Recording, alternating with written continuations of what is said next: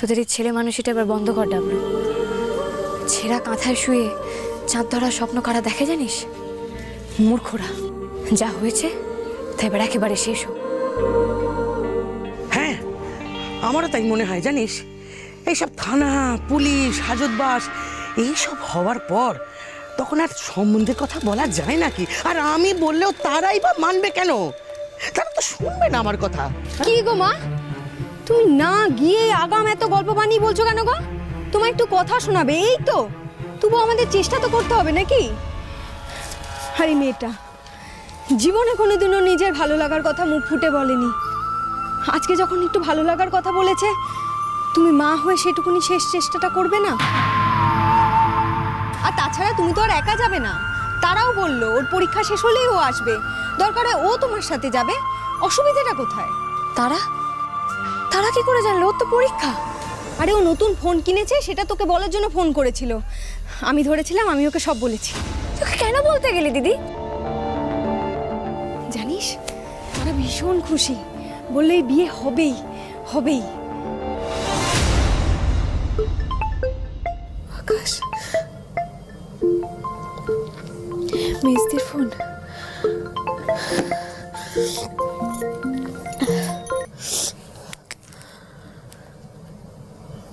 কি রে মেজদি, কি ব্যাপার বলতো? খুব ব্যস্ত না? এত বড় ঘটনা ঘটেছে আর তুই আমায় বললি না কেন রে? কি ভাবলি তারা তোর ভালোবাসায় ভাগ বসাবে? তুইও যেমন দিদির বাজে কথাগুলোকে সত্যি ভেবে নিলি তো? আর তুই ভাগ বসাবি না তো কে ভাগ বসাবে? আমার সব কিছুতে তোর আজীবনের ভাগ, সে তো আগে থেকেই বরাদ্দ। আমি জানি মেজদি। হ্যাঁ রে মেজদি, তোর যে মানুষটাকে পছন্দ সে নিশ্চয়ই খুব সুন্দর, খুব ভালো মানুষ। এই শোন না, তোর কাছে ছবি আছে, আমাকে পাঠান, আমি দেখবো একটু।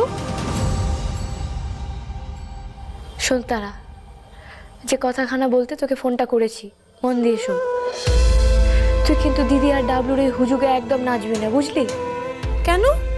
এই বিয়ে হবে না রে। বিয়ে হতেই হবে। আর মেজদি, তুই জানিস না তোর চাওয়া, তোর ভালো লাগা আমাদের কাছে কতটা দামি? লাগেনি তো ভালো?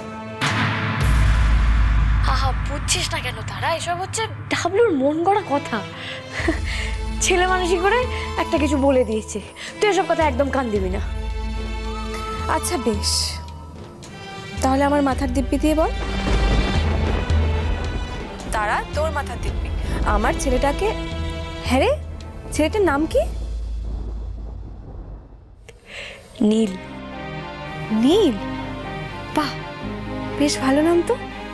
আচ্ছা ঠিক আছে, এবার বল, তারা তোর মাথার দিব্যি আমার নীলকে একদম ভালো লাগেনি।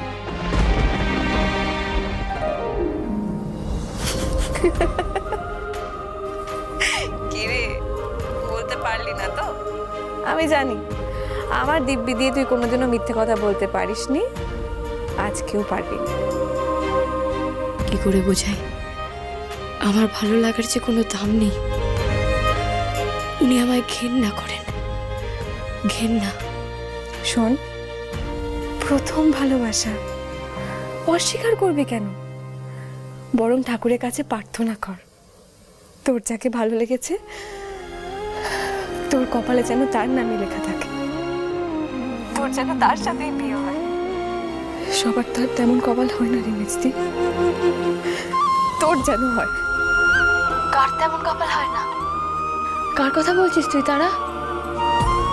আরে না না, কিছু না কিছু না। সত্যি করে বল, তুই কি? আরে বাবা, আমার কিছু না।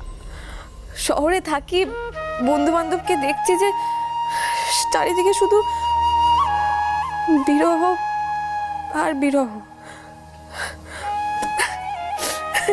তুই না, শোন না, আমি বলছি আমি ফোনটা রাখি, আমি তোকে পরে ফোন করব, ঠিক আছে? টাটা।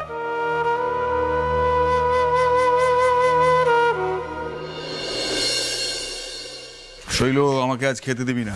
কি মা, সে কি? কেন? খেতে পারবো না। যা কিছু ঘটে গেল তারপরে সবার সঙ্গে পাত পেরে আমি খেতে পারবো না। এই হচ্ছে তোমাকে নিয়ে ঝঞ্ঝাট, জানো তো দাদা, তোমার সব রাগ না গিয়ে পড়ে ওই খাবারের উপরে। শৈল, আমার জীবনে কি একটা ইচ্ছে পূরণ হবে না? ওই এসপি আমাকে ফোন করে জিজ্ঞেস করেছিল যে বিজয়া মাঠানকে থানায় তুলে নিয়ে যাবে কি যাবে না। আমি তখন কায়দা করে তাকে গুছিয়ে বলেছিলাম যে বিজয়া মাঠান তো আদর্শ মেনে চলে, আর ওই সবাইকে আইন মেনে চলতে বলে। তো বিজয়া মাঠানের বিরুদ্ধে যখন নালিশ, তখন আপনারাও বিজয়া মাঠানকে আইন মেনেই তুলে নিয়ে চলে যান। কেউ কিচ্ছুটি সন্দেহ করেনি, কেউ বুঝতে পর্যন্ত পারেনি। কিন্তু তাও আমি শেষ রক্ষা করতে পারলাম না। ভেবেছিলাম বিজয়া মাঠানকে জেলের খালি টানিয়ে ছাড়বো। কয়েদিগুলোর সঙ্গে মাসের পর মাস থাকতে থাকতে বিজয়ার নখ দাঁত সব খসে খসে পড়ে যাবে, আর আমি আমার প্রধানের চেয়ারটা ফেরত পাবো। কিন্তু শৈল আমি ফেল করে গেলাম। এসব কি শুনছি আমি? তার মানে সন্ধ্যা তো নিমিত্ত মাত্র, আমার আসল হেনস্থা করিয়েছে আমারই ঘরের লোক। তুই কি লক্ষ্য করেছিস যে বিজয়ার বাড়িতে ফিরে আসা স্তক সমানে মেয়েটার প্রশংসা করে যাচ্ছে, করেই যাচ্ছে। মেয়েটার স্বভাব হুবহু বিজয়ার মতো। আমার মনে হয় বিজয়া মেয়েটার মধ্যে নিজেকে খুঁজে পেয়েছে। এখন যদি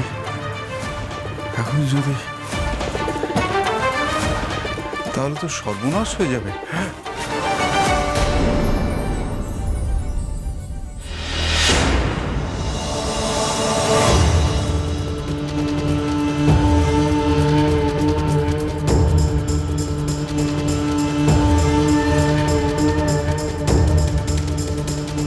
থামলে কেন? বলো, তুমি কতটা নিচে নামতে পারো আমি নিজের কানে শুনি, নিজের চোখে দেখি। না মানে ওই সন্ধ্যা নামে মেয়েটা।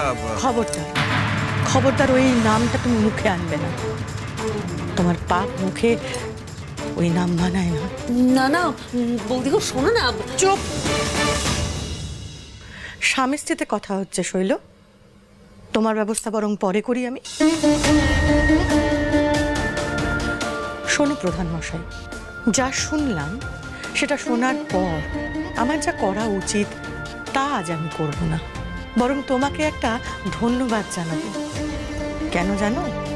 কারণ তুমি আজ আমার চোখ খুলে দিয়েছো। তুমি কেমন মানুষ আমি তা জানতাম, কিন্তু আমাকে জব্দ করার জন্য তুমি এতটা নিচে নামতে পারো সেটা জানা ছিল না। ভাগ্যিস তুমি ওই অত বড় ষড়যন্ত্র করে আমাকে অ্যারেস্ট করালে।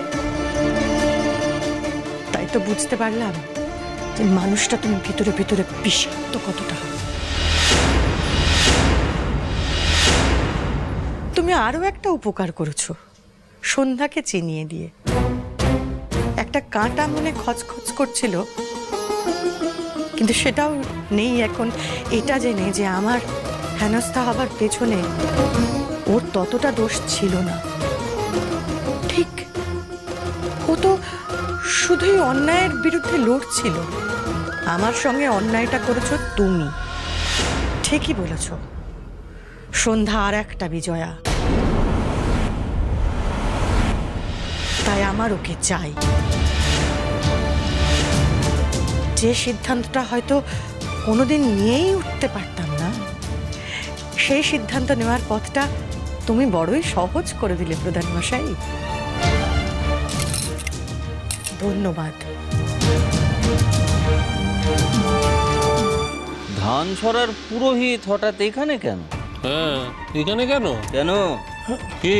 ও এ দান চাইতে এসেছে।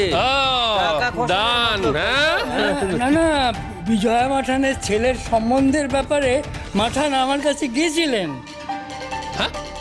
ভাইপোর বিয়ে? সন্ধ্যা